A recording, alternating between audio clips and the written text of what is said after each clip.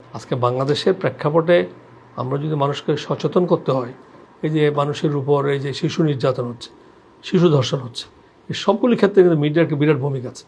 একটা পজিটিভ ভূমিকা যদি তৈরি করা না সম্ভব হয়, তাহলে কিন্তু আমাদের দেশকে এগিয়ে নেওয়া সম্ভব না।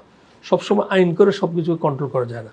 মানুষের মধ্যে একটা নৈতিক বোধ, মানুষের মধ্যে অপরাধ বোধ, এটা যদি মিডিয়ার মাধ্যমে করা যায় তাহলে কিন্তু অনেক বেশি ইফেক্টিভ হবে।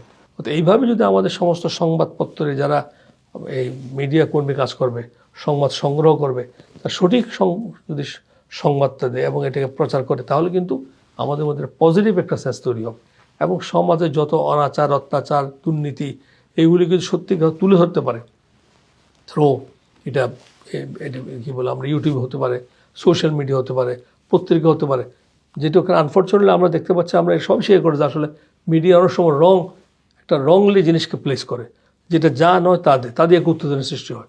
অত সঠিক জিনিসটা যেটা বস্তুনিষ্ঠ এবং যেটা ন্যায় সেটাকে তুলে ধরা দরকার। আমি মনে করি যে আমাদের আসলে সুস্থ, সঠিক এবং সত্য একটা মেসেজ মিডিয়ার মাধ্যমে যাওয়া দরকার।